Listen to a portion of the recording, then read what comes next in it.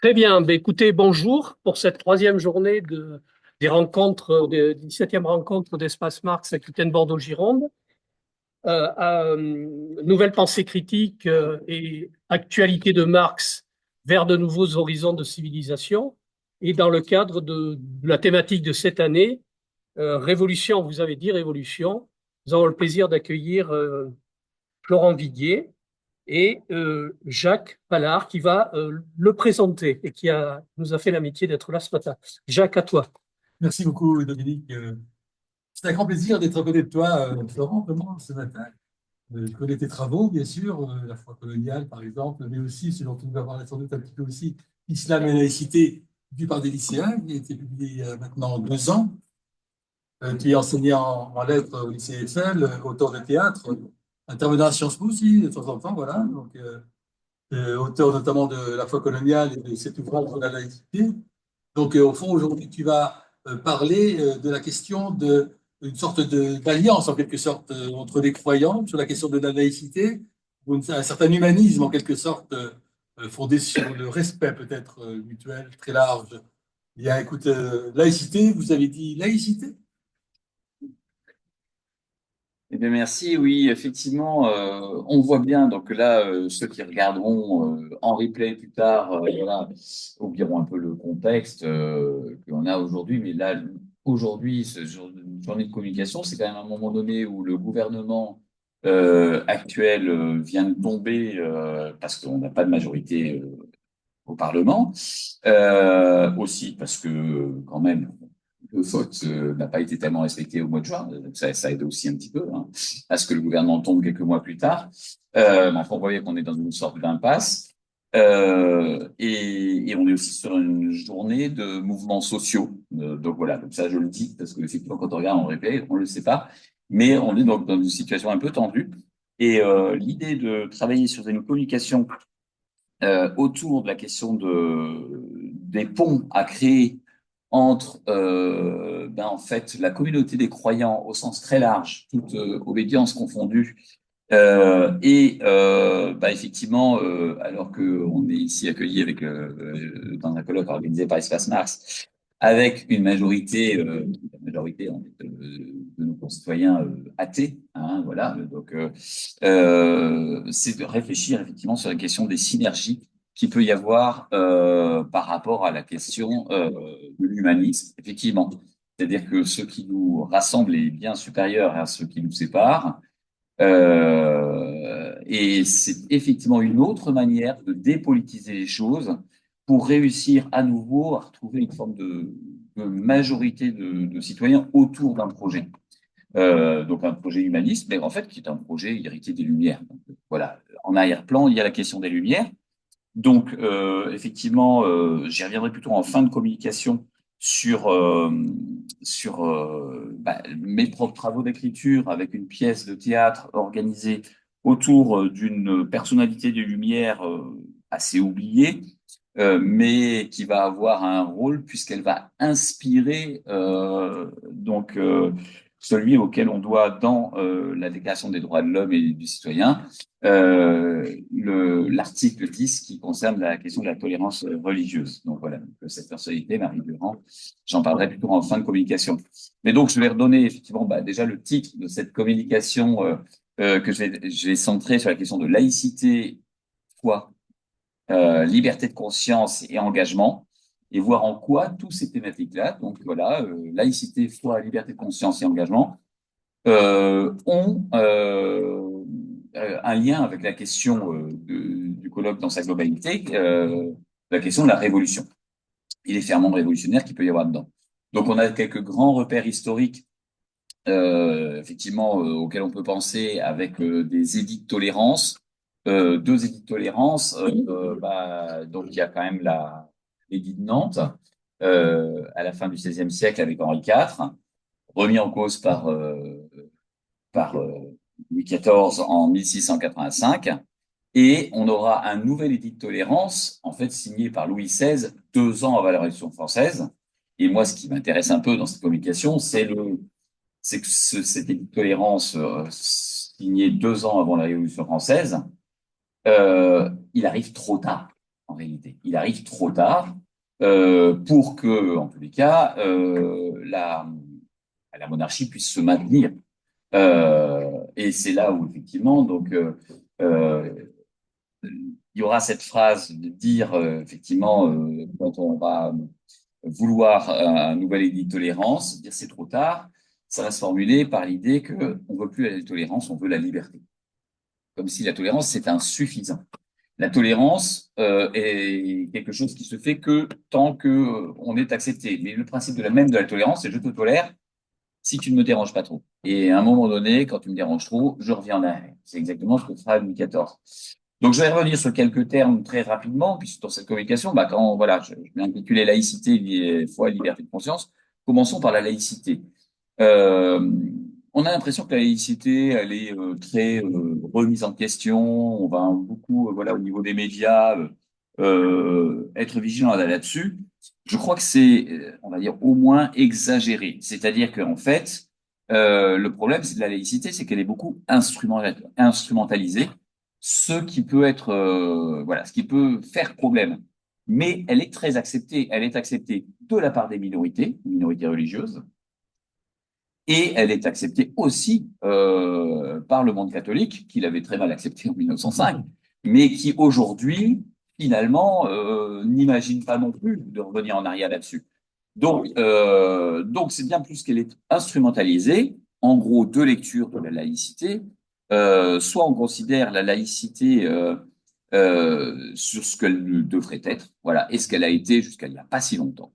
Une laïcité dite inclusive, c'est-à-dire qu'effectivement, la laïcité n'empêche pas l'expression du religieux dans la société civile, et au contraire, c'est la coexistence de toutes les sensibilités religieuses autorisées par une laïcité qui, effectivement, est inclusive. Soit on est sur une vision plus stricte, mais qui est un détournement de la laïcité, qui veut dire que la laïcité, la religion serait source de tous les problèmes, et que donc du coup, comme c'était une sorte de superstition et qu'on l'associe uniquement à une forme de superstition, et que ça va bien tant que c'est dans l'ordre du privé, mais toute manifestation publique d'une foi poserait problème. Et là, en fait, on va se rendre compte que, enfin, en tout cas, c'est la position que je défends, que le remède devient pire que le mal, parce que vous rejetez une partie de la communauté de la société, en fait. Et voilà, donc autant la neutralité républicaine du fonctionnaire que je suis me paraît extrêmement importante, autant je suis beaucoup plus circonspect sur le côté hérissé dès qu'on a une manifestation, et moi je suis enseignant, notamment dans le cadre d'un établissement scolaire. Alors, là aussi, c'est intéressant, c'est comme ça que moi je l'explique à mes élèves, puisque j'enseigne dans le secondaire et dans le supérieur, par rapport notamment au port du voile, qui est un truc un peu tarte à la crème qui revient régulièrement. Les démocraties européennes, effectivement, Belgique, Allemagne, aussi, ils sont dans l'Europe ou par rapport à la France, paraissent beaucoup plus inclusives et beaucoup plus tolérantes sur le phénomène religieux, sur le port du voile, etc. Est-ce qu'il faut remettre en cause notre position? Je ne le crois pas. C'est-à-dire, je trouve la loi, en fait, pas si mal faite. Elle a une histoire. Pourquoi nous sommes si épidermiques sur la question du port du voile? Il y a, et ça peut s'expliquer aux élèves, c'est que nous avons aussi une histoire particulièrement violente avec les guerres de religion. Et que donc nous sommes construits aussi sur une angoisse de ça. Quand on regarde notre histoire, et à l'époque, il n'est pas question d'islam, hein, c'est vraiment une histoire entre chrétiens, entre les protestants et les catholiques. Ça a été très compliqué. Donc la Révolution française, elle s'est aussi construite sur le fait que le religieux, il fallait qu'il recule, qu'il laisse de la place, qui se sépare vraiment du politique. Alors évidemment, ça a conduit sous la Troisième République d'abord aux lois de Jules Ferry, puis ensuite à 1905. Mais effectivement, donc ça va permettre de coexister. Par contre, la loi me paraît moi assez bien faite, et je le dis, mais je vois bien que ça pousse derrière. Oui, on a une forte extrême droite en France, c'est une donnée, voilà, on ne peut faire abstraction. Je suis très inquiet sur le fait qu'on puisse aller plus loin sur ces questions de rejet des manifestations religieuses avec des arrière-pensées, et notamment, effectivement, une forme d'islamophobie, et notamment avec le port du voile à l'université. Je veux dire, si l'argument que moi je peux défendre auprès d'élèves, c'est qu'elles sont des élèves, je parle de ces jeunes filles-là, qui ont envie de porter le voile, et on leur dit, mais pas dans l'école, qui est un sanctuaire, où effectivement on demande que on ait de la discrétion, qu'on ne soit pas prosélyte, etc. Je suis le premier à défendre, et c'est un des mots que j'ai mis moi dans la question enfin, dans le titre de la communication, hein, c'est la question de l'engagement. Donc que des jeunes et que des jeunes filles musulmanes aient envie d'être le porte-drapeau de leurs convictions, ça me paraît, je veux dire, un jeu démocratique très sain. C'est-à-dire qu'effectivement, il faut justement que coexistent des personnes qui sont finalement très conservatrices et des personnes qui sont beaucoup plus, dire, je sais pas s'il faut dire émancipées ou en tout cas beaucoup plus libérales en matière de croyances religieuses.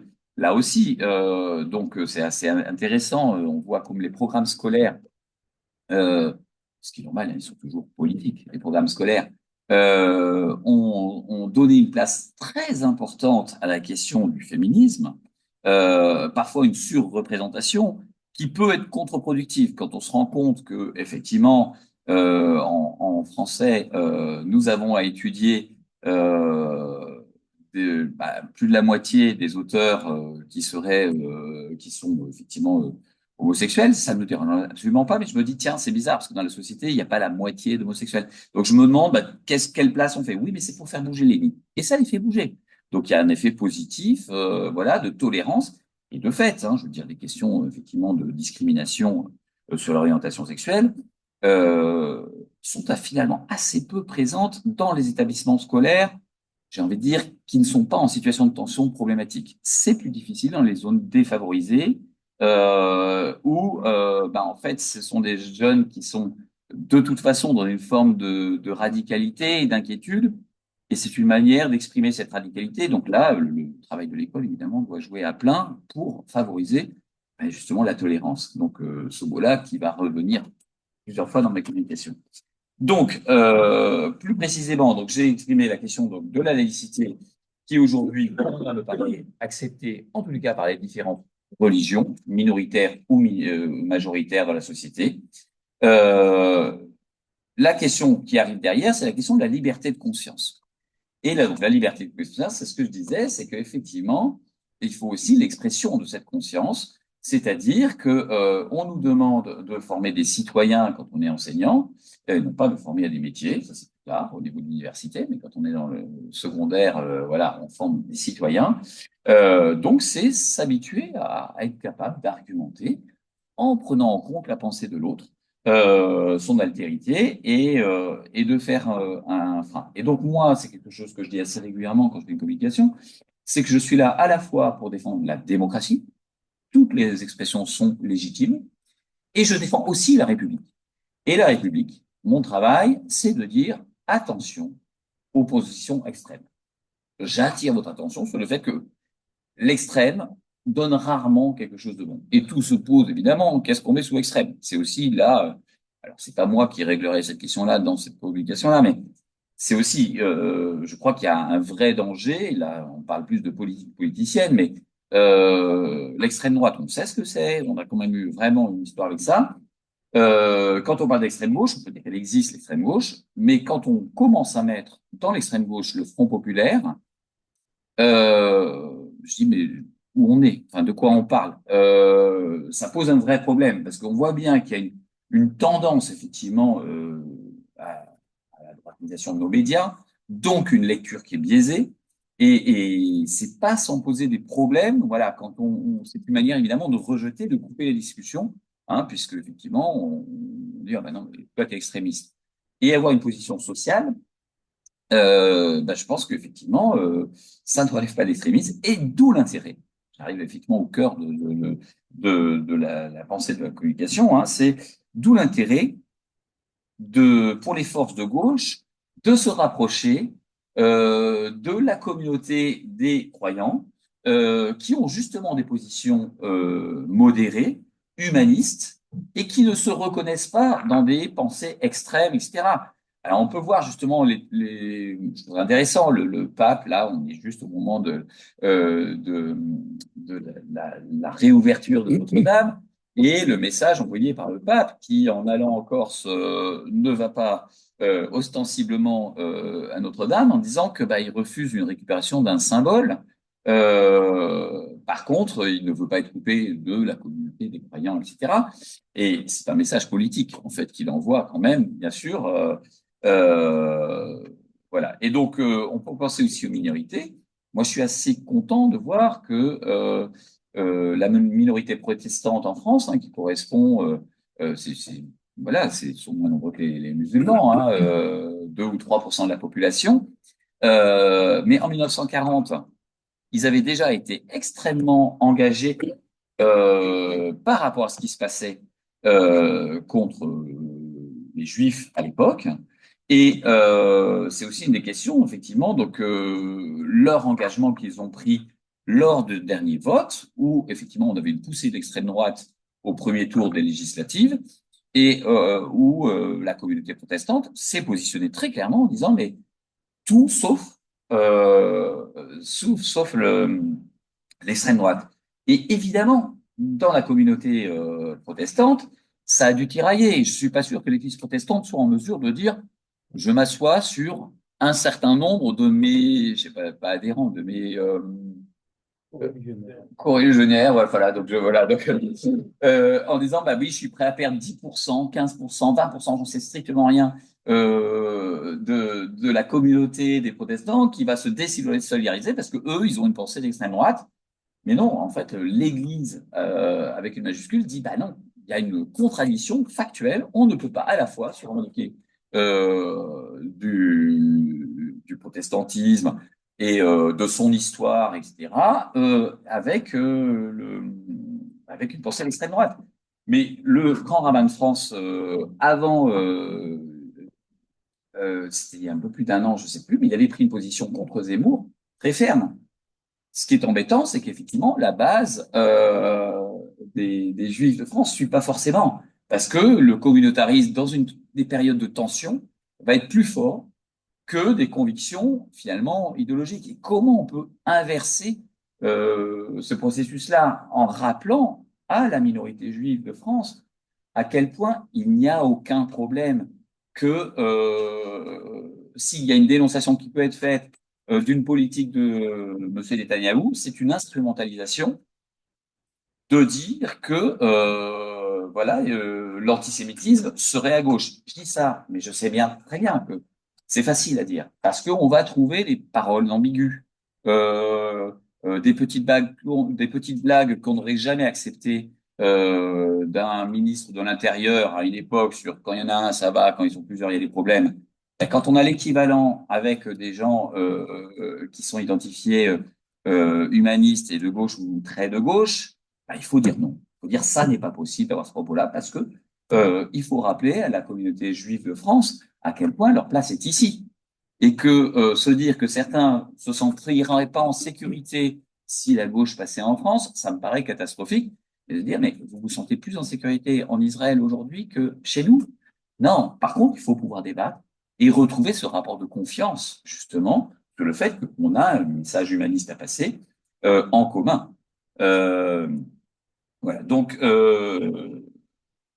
sur les questions donc de la liberté de conscience, un petit lien vers Charlie Hebdo.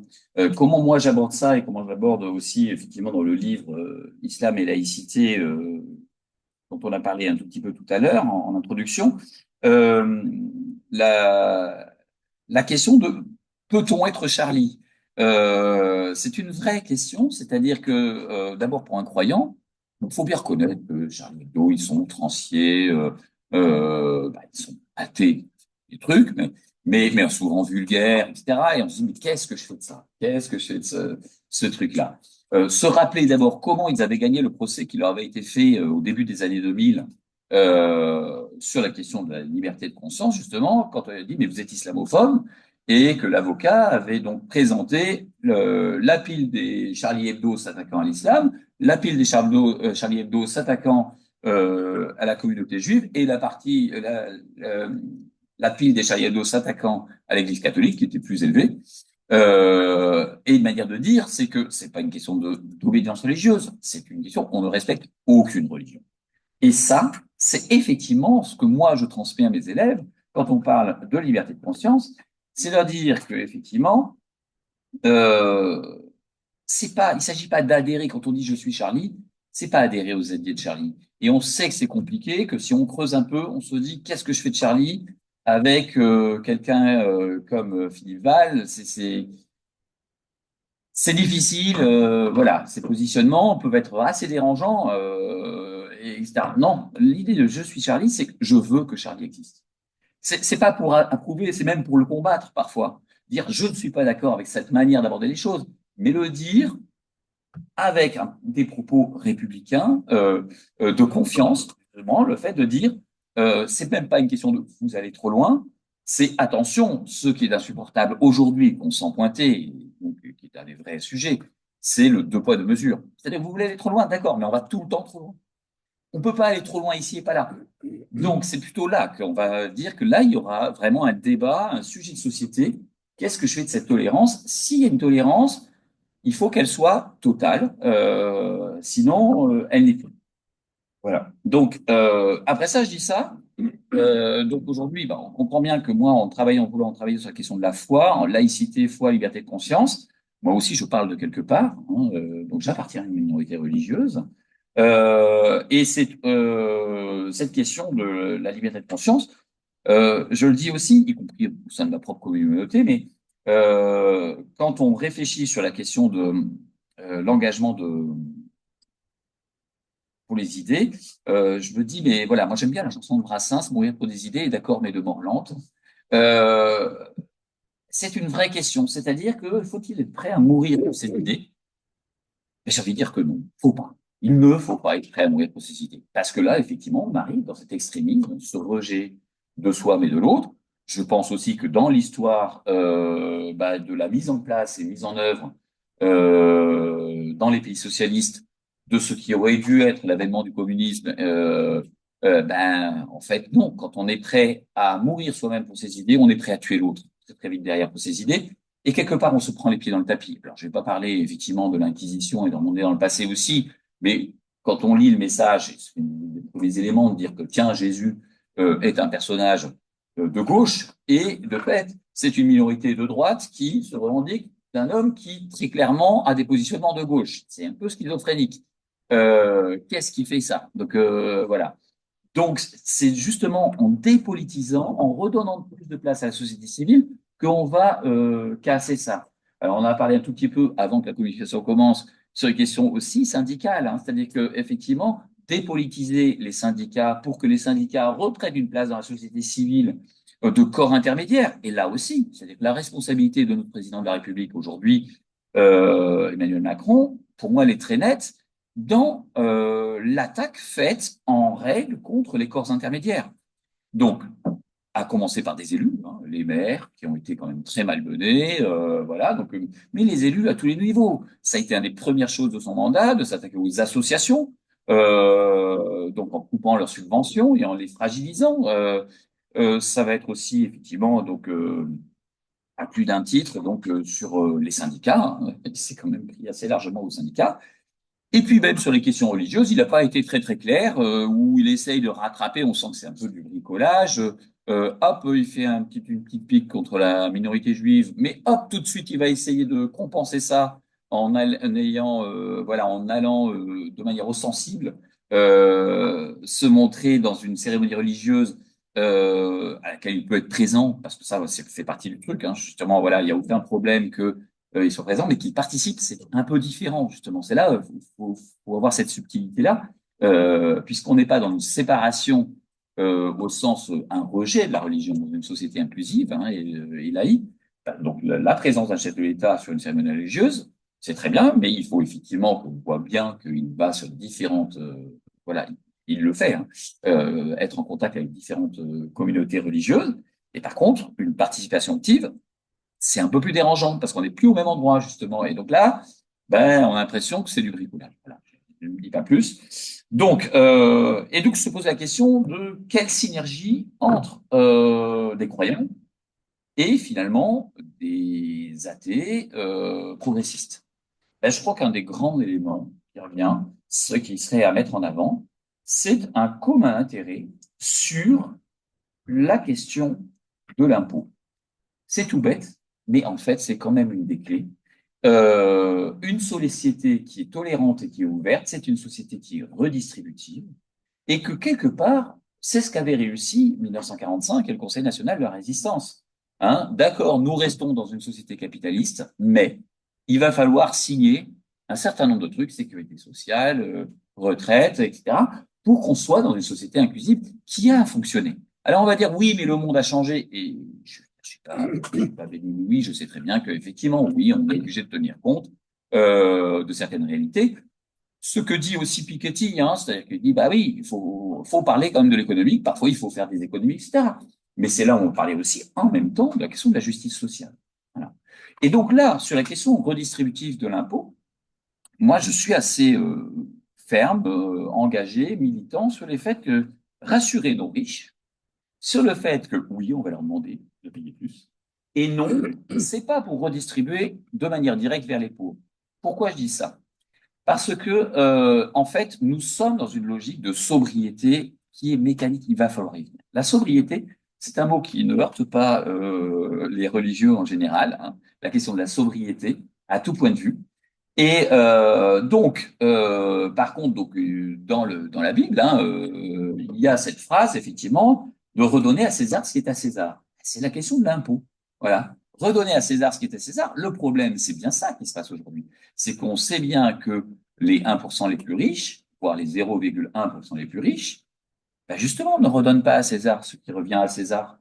C'est-à-dire qu'on sait bien que la progressivité de l'impôt, elle ne marche que jusqu'à un certain point, et qu'au-delà, ben, on a effectivement, en fait, quelque chose qui ne correspond pas à ce qu'il faudrait.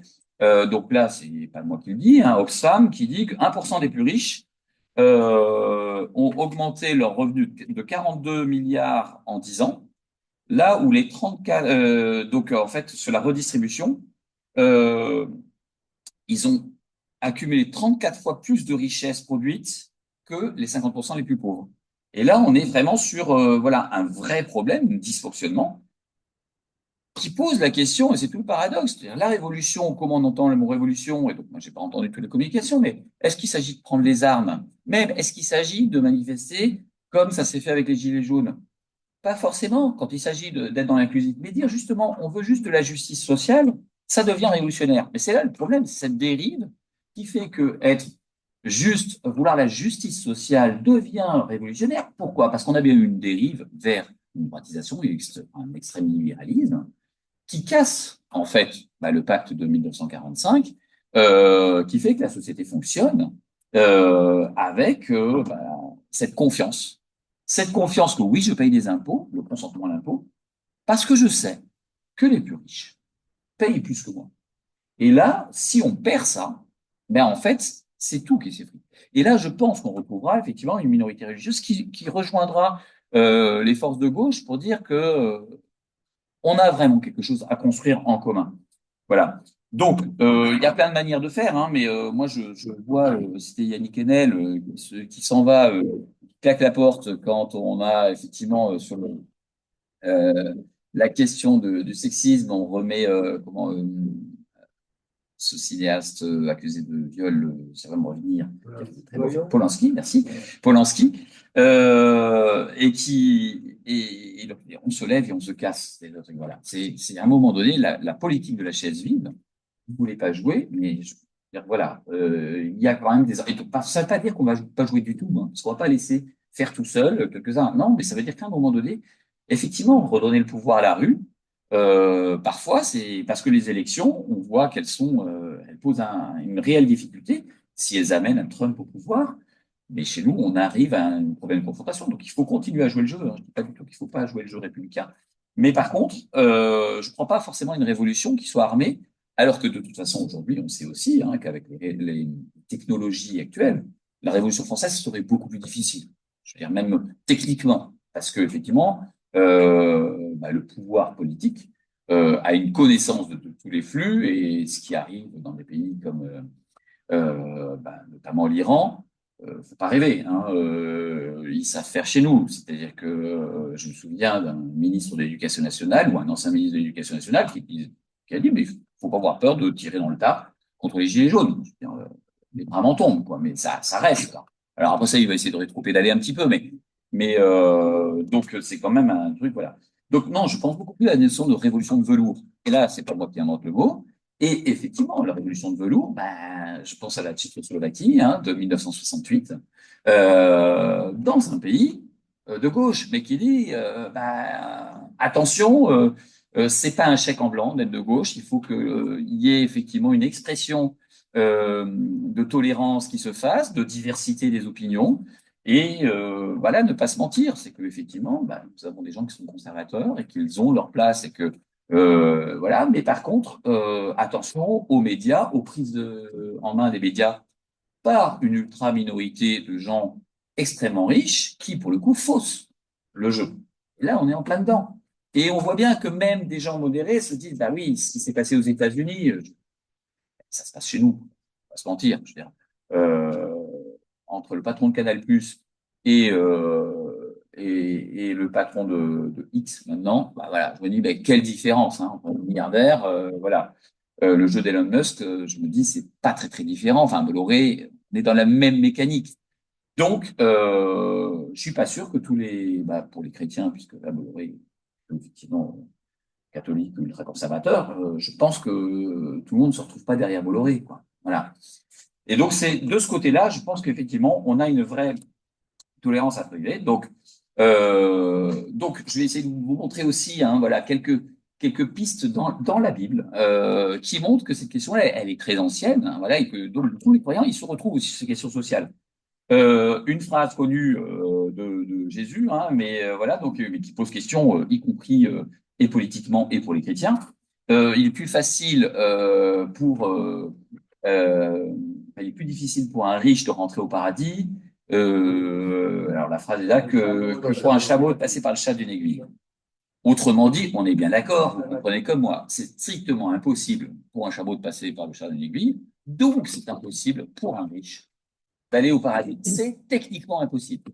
Alors, donc il y a différentes interprétations, je suis allé chercher un peu sur Internet, etc., mais y compris sur des allusions à l'alphabet hébreu qui permet de comprendre cette métaphore-là. Mais en fait, cette impossibilité technique, en fait, ça redonne des cartes à Dieu. C'est-à-dire qu'effectivement, comptez pas sur les humains pour faire que je puisse dire à un riche, oh, c'est très gentil. Je vais dire ça exactement parce que je pense et ça m'intéresse aussi, à un chrétien catholique milliardaire, première richesse de France et cinquième du monde, mais il a été première du monde, voilà, qui aujourd'hui, donc le patron de LVMH, qui, on voit bien, est en recherche d'une forme de reconnaissance. Il est milliardaire et il dit, mais je vais donner, milliardaire, c'est en centaines de milliards, ça se compte, ah oui, mais je vais donner 200 millions pour la cathédrale Notre-Dame. Vous vous souvenez de cette histoire-là? Et, et la réaction de la société civile, c'est mais qui c'est ce type qui vient donner la mendicité et qui laisse quelque part la misère en France, la précarité partout, et que son geste, pour moi, c'est exactement les brioches et le pain de Marie-Antoinette. Mais ils n'ont pas de pain. Pourquoi ils rouspètent dans la rue? Pourquoi ils sont venus jusqu'à Versailles? Ah ils n'ont pas de pain. Donnez-leur des brioches. On est exactement là-dessus. C'est-à-dire, en fait, une vraie méconnaissance. Et c'est là où, c'est aussi une parole très chrétienne, ça.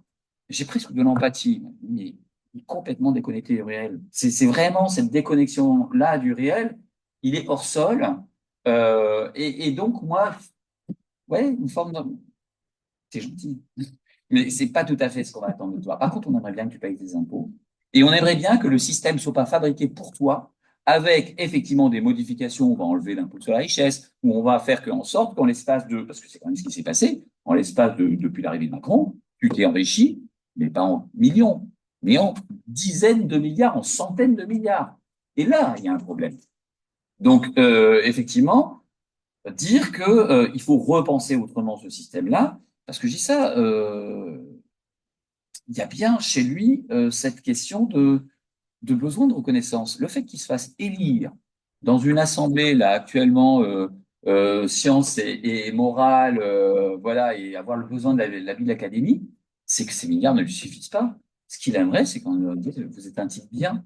Et ça, ben, je vais envie de dire, ben justement, c'est le truc, là c'est au paradis, tu verras ça. Moi je ne sais pas après, mais nous ne demande pas ça. Voilà, il va falloir vivre avec ça. C'est très dur pour un riche. Voilà, d'accéder au paradis.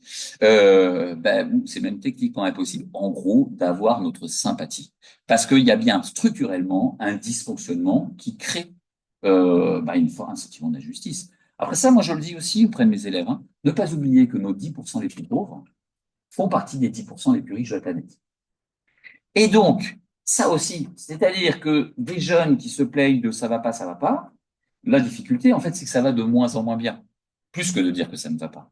Il y a plein de choses qui fonctionnent. Et c'est là où j'ai envie de dire aussi, la société civile, on a un énorme travail, comment dire, à faire, on le fait déjà. Mais pour rendre visible ce travail que nous faisons tous au quotidien, il y a là dans l'Assemblée en face de moi des retraités jeunes et dynamiques.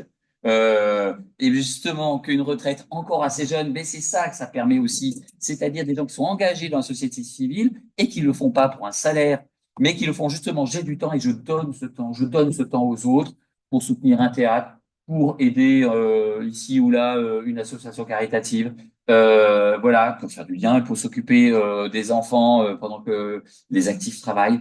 Donc, autrement dit, ça existe tout ça. Et donc, c'est la dernière étape de ma petite communication, c'est de dire, mais en fait, donc j'ai dit, bah oui, c'est pas, j'ai pas envie de prendre aux riches pour donner aux pauvres. Mais alors, pour qui je veux donner si je prends aux riches? Ben, j'ai envie de donner à l'État. Et pour ça, il faut que j'ai confiance en l'État. Et en même temps, ça veut dire, en gros, quand je dis donner à l'État, c'est redonner au service public, qui est la richesse du pauvre.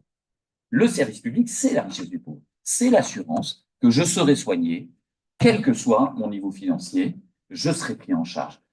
C'est évidemment d'avoir une éducation de qualité et que on ne va pas faire des mesures comme ça s'est fait sur le premier quinquennat de Macron, ou en disant oh ben je vais rendre l'école obligatoire dès la maternelle. En réalité, c'est de manière déguisée une manière, puisque du coup, si c'est obligatoire, il faut redistribuer pour le privé comme pour le public de la même manière, une manière de prendre l'argent de l'éducation nationale pour l'orienter vers les écoles privées. C'est ce genre de choses qui sont insupportables. C'est-à-dire qu'à un moment donné, redonner des moyens à l'État de fonctionner et donc, effectivement, bah, combattre tout ce qui va être le forme de fraude fiscale. Mais souvent, on n'est pas dans la fraude fiscale, on est juste dans l'utilisation de règles qui ont été conçues de manière complètement légale pour détourner. Et aussi, par rapport aussi, hein, donc avoir confiance dans nos minorités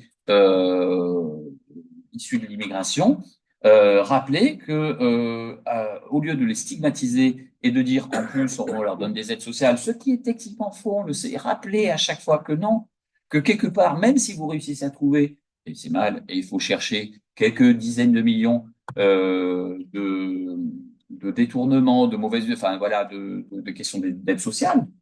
Mais quand on parle de fiscalité, de détournement de la fiscalité avec les niches fiscales, on est sur des dizaines et des centaines de milliards, hein, au moins 80 milliards, voilà, détournés. Donc on n'est pas sur quelques centaines de millions. Donc à un moment donné, il faut dire les choses, que effectivement le problème est bien du côté des riches. Donc c'est pas pour leur faire la guerre. Je pense pas, voilà, j'ai pas envie de décapiter. Je comprends que ça ne soit pas tenté. Moi, j'ai une responsabilité de fonctionnaire, hein, voilà. De dire que effectivement, il faut juste essayer de repenser les mécanismes et travailler sur les questions de justice. Et là, je vous dis, ben, je pense que la communauté des croyants s'y retrouvera vraiment là-dessus. Et pour ça, il faut une indépendance de la justice et une indépendance de la justice dans laquelle on a vraiment confiance. Donc, pas une justice des riches, c'est pareil, mais on l'a un petit peu et on voit bien, on dit, c'est bien, moi je comprends la colère d'un gilet jaune qui voit qu'on peut mettre en prison un manifestant qui bouscule un policier. Et qu'à l'inverse, le président de la République va être à peine condamné, voilà, et qui va être effectivement avec un bracelet électronique. Il va dire il y a deux poids deux mesures. Et quand même, la justice, elle fonctionne. C'est là aussi dire, ah, mais vous imaginez pas, par rapport à l'histoire de l'humanité, retrouver un président de la République qui finit quand même en prison, c'est bien. Mais à côté de ça, on a Trump. Et là, on voit bien que, ah oui, le chèque en blanc donné, eh ben, ça sape la démocratie vraiment. Donc, ça fait qu'effectivement, on a envie de, enfin, des gens vont être, comment dire, sensibilisés à la violence. Et là, on se retrouve, donc je reviens sur la question des croyants, etc. Donc, penser que là aussi, moi j'ai un peu évolué là-dessus. Hein, bon, j'ai fait une pièce de théâtre sur la question des gilets jaunes, mais je comprends cette violence-là. Et hélas, parfois je me dis que cette violence-là, eh ben, elle réveille. Donc, on peut repenser à Sainte-Soline, les bassines, c'est-à-dire qu'effectivement, perte à court terme, des blessés, et puis l'État, c'est l'État, la loi, c'est la loi, etc., etc. Mais aujourd'hui, l'État réfléchit à deux fois avant de faire ces grandes bassines. Ils sont un peu calmés là-dessus. C'est-à-dire que mince, on peut pas aller trop loin. Les Gilets jaunes, un échec à court terme, ils ont rien fait de tout ça. Mais quand même, une prise de conscience, quelque part, que on ne peut pas tout faire. Ça n'est pas possible. Il y a une obligation de tenir compte de la société civile, etc. Donc, le court terme, le long terme. Le court terme, quand ils ont fait la Révolution française, moi je pense qu'effectivement, hein, ils devaient être désabusés, les gens en 1801. On a fait la Révolution, on a coupé les têtes, et puis on se retrouve avec un dictateur au pouvoir, pas très sympathique, etc. Donc voilà. Mais sur le long terme, il n'y aurait pas eu la Révolution française, on n'aurait pas eu la Troisième République. Et en réalité, ben, moi je penche aussi pour ça, c'est-à-dire que la Troisième République, c'est elle qui a réussi cette mécanique de faire que progressivement, quand même, on a une vraie émancipation et c'est passé par l'école obligatoire, etc., etc. Et puis évidemment, quand on parle de Troisième République, quand on a des valeurs de gauche en plus, on pense à 1936. Et ce truc qui est bien l'association de la carpe et du lapin, faut bien dire ce qu'il y a. Je veux dire, aujourd'hui, on a le même problème. Quand j'entends dire, mais je peux quand même pas m'entendre avec le PS, quand je suis communiste, ils sont insupportables. Et en fait, c'est des gens de droite.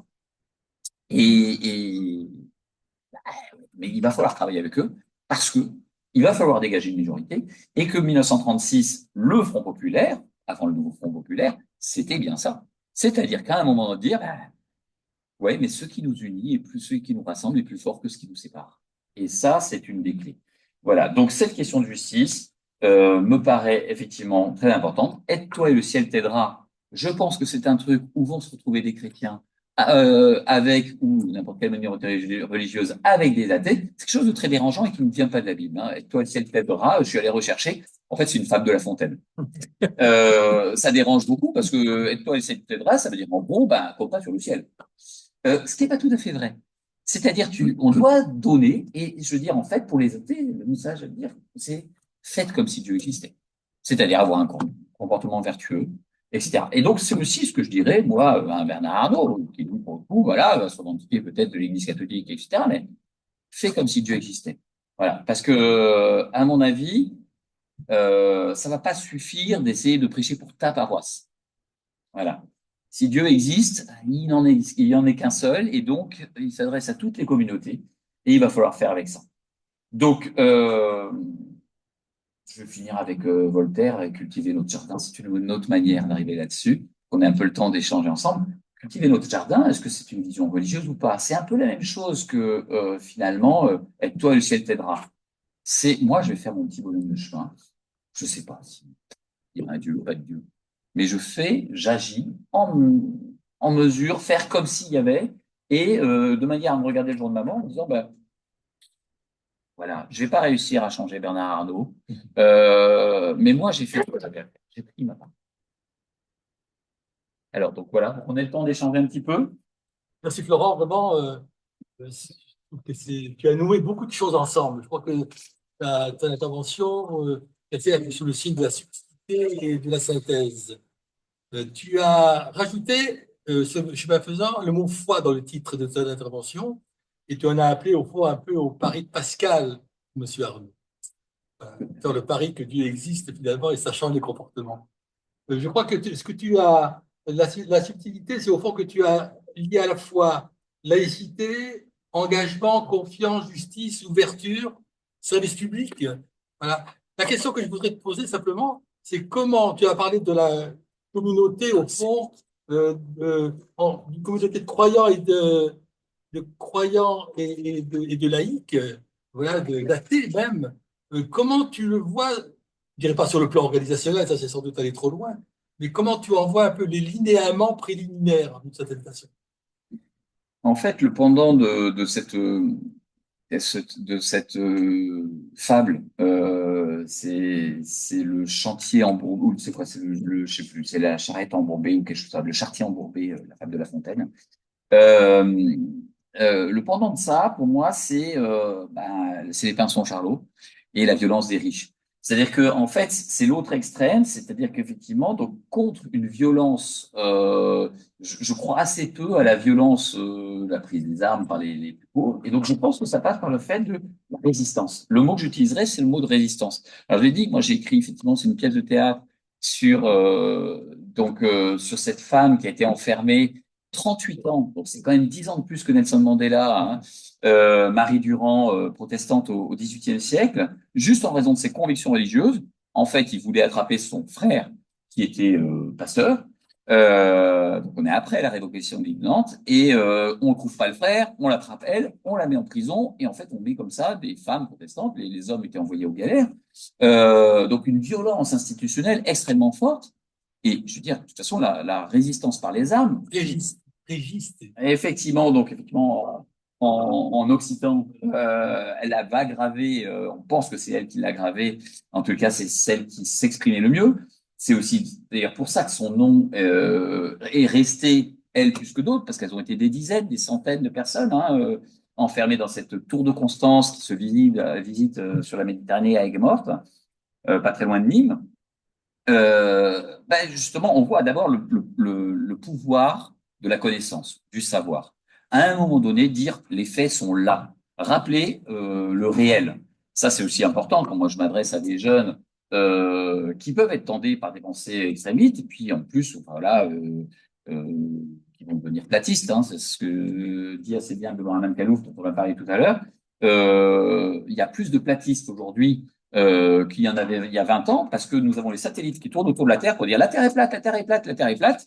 Grâce aux satellites qui tournent autour de la Terre, on entend mieux le message de la mer est plate. La Terre est plate, pardon. Et donc, avec derrière, c'est dire c'est ce qui se passe autrement, mais c'est exactement ça. C'est-à-dire que on peut dire des bêtises énormes, mais elles vont finir par devenir vérité. Alors, bien sûr, je pense à Trump, hein, je veux dire que les étrangers mangent des chiens et des chats, et ça va devenir une vérité. Mais on a vu ça avec M. Sarkozy, avec les profs qui bossent.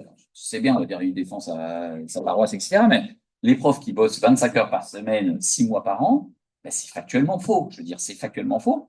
Au sens où même si on ne prépare strictement jamais nos cours, l'AD, elle fait 8 mois et pas 6. Voilà. Ah oui, mais c'est pas exagéré, vous avez compris l'idée.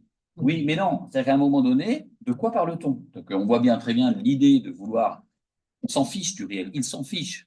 Il sait simplement qu'il passe un message qui est au-delà du réel. C'est d'ailleurs la fiction, là c'est l'auteur qui parle, parfois est plus forte pour dire le réel que le réel lui-même. Parce que effectivement, on va pouvoir travailler. En travaillant sur cette femme du XVIIIe siècle, effectivement, et donc je désamorce le côté du épidermique, ah mais tu es de telle confession religieuse ou tu es de telle pensée politique. En externalisant le problème, on essaye de voir des mécanismes universels et de comprendre effectivement comment on peut sortir de cette faiblesse morale, parce qu'en fait on est de cet ordre-là, quoi. Et donc se redonner confiance. Donc il y a un des mots aussi, c'est ça, c'est la démocratie, c'est refaire confiance, voilà, refaire confiance au Parlement. Et là, on est, évidemment, qu'elle a été extrêmement fragile, la confiance. D'où le vote d'extrême droite aussi. Question. Okay. Oui. Vous pouvez vous présenter peut-être Ouais. vous intervenir. Et il reste 5 minutes, Okay. donc on partage le temps de parole. Non. Question? Ouais, vas-y. Oui, non, ce n'est pas des questions, c'est des réflexions. Oui.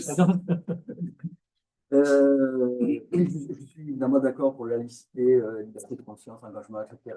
Bon, mais je voudrais un peu euh, élargir le champ de réflexion et poser la question de la religion, parce que tu vois, tu as dit, bon, il y a les croyants, les athées, il faut qu'ils s'entendent, etc. Alors, dans un premier temps, je ne suis pas dans cette opposition, je suis agnostique. Bon. Et puis, je me dis, en fait, on est tous croyants. Et je renvoie à ce que disait Castoriadis, l'homme homo sapiens, homo qui dispose du logos, et zoom politico, etc. Mais il dit, l'homme est croyant, l'homme est croyant, il a besoin de croire. Et une des meilleures traductions de ces besoins, c'est la définition que donne de la religion Durkheim. Durkheim, quand il donne la définition sociologique de la religion, il dit que c'est ce qui réunit les hommes entre eux et c'est un système de croyance. Il ne renvoie absolument pas à une entité transcendante ou à des esprits immanents. Alors, donc, déjà un élément de réponse, ouais. Par rapport à ça, effectivement, je pense que l'histoire de croire, en fait, là, dans la société actuelle, c'est effectivement, c'est comment éviter le désespoir. C'est-à-dire, c'est la question, croire, c'est avoir l'espoir. Alors, c'est l'espoir d'une vie éternelle, etc., pour des croyants, mais en fait, il n'est pas là. C'est-à-dire qu'effectivement, croire en notre système, croire que le monde peut s'améliorer. Alors, on a aujourd'hui, effectivement, la collapsologie, hein, là, qui a le vent en poupe. Mais même là, c'est-à-dire, je peux faire quelque chose, ça va pas empêcher. Voilà. Et bon, il y a l'histoire du colibri aussi, etc. Mais c'est de dire que moi, je me sens bien de ce que j'ai fait. C'est aussi ça, c'est-à-dire que le jour de sa mort, faire un bilan, un état des lieux, dire que j'avais ces cartes en main et ce que j'ai fait, je suis assez content de ce que j'ai fait, etc. Donc le fait de croire, d'abord, effectivement, tu dis que croire, enfin tout le monde croit. Je pense que tout le monde a besoin de croire. Et là, c'est peut-être là avoir une conviction religieuse de dire que le croyant croit, celui qui sait, faut l'athée. Moi, je me méfie des certitudes. Donc, c'est égal. Donc, voilà. Donc, une question il n'est pas l'agnostique, justement. Ok, peut-être long, je ne peux pas terminer. Ouais. Ok. Et pas plus de 2 minutes. Non, mais parce que un exemple là, de ce que tu dis, je pense à ce que raconte Svetlana Alexievitch dans La supplication, où elle a interrogé tous ceux qui ont vécu la catastrophe de Tchernobyl. Et elle interroge des physiciens qui croyaient en la science. Parce que je suis désolé, pour se lancer dans la recherche, il faut croire à la science. Ce n'est pas uniquement de l'ordre de la raison. Et quand ils ont vu cette catastrophe, ils n'ont plus cru en la science. Ils se sont tournés vers la religion orthodoxe. Bon, tu as évoqué à un moment donné, ah oui, alors je pense que la question aussi, c'est pour le croyant, comment Est-ce qu'on peut il laisser place peut-être à une question, s'il vous plaît? Peut-être. Excusez-moi de vous interrompre. Et on fera du aussi après le truc. Ouais. Tu l'as cherché, tu l'as cherché. Une question, peut-être. Excusez-moi.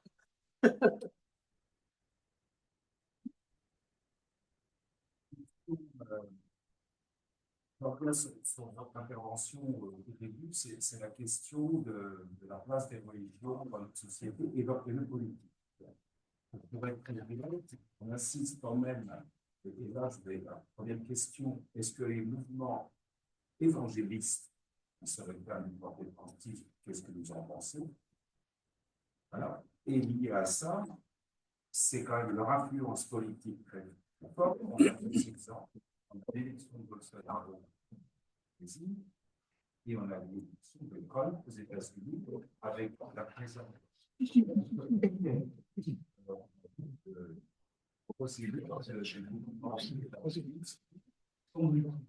voilà, donc c'est une question. C'est une vraie question. Effectivement, c'est. Là, on est typiquement pour moi sur le mouvement évangélique qui a le vent en poupe, on ne va pas se mentir, y compris en France. Hein, c'est-à-dire que la communauté protestante augmente en nombre d'adeptes, mais elle augmente non pas du fait du protestantisme historique, plutôt calviniste, mais plutôt effectivement par rapport aux questions évangéliques. C'est-à-dire que là, on revient sur la question de ce besoin qui a été souligné de spiritualité face à un monde mercantile, ultra-libéral. Et donc, les gens qui se rattachent, se raccrochent à voilà, une forme de spiritualité très démonstrative, on va dire, et qui n'est pas sans problème. Et c'est là aussi, alors moi, une des réponses par rapport au protestantisme, c'est que c'est la difficulté du protestantisme. C'est-à-dire que c'est le protestantisme, son avantage, c'est Weber, etc., hein, c'est qu'il invente euh, la démocratie quelque part, la démocratie moderne, parce qu'il n'y a pas de hiérarchie religieuse. Le pasteur est élu par la communauté, il n'est là que pour un certain temps, etc. Donc on s'est habitué à voter dès la Renaissance pour quelque chose qui n'inquiétait pas le politique, parce que c'était voilà dans les pays protestants.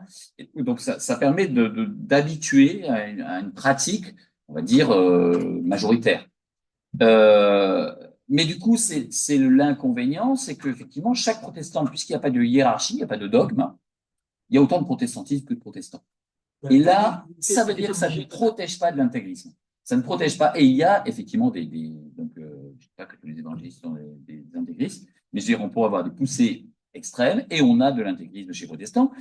Les protestants calvinistes sont soignés de ça, j'ai envie de dire d'emblée. Pourquoi? À cause de Calvin lui-même.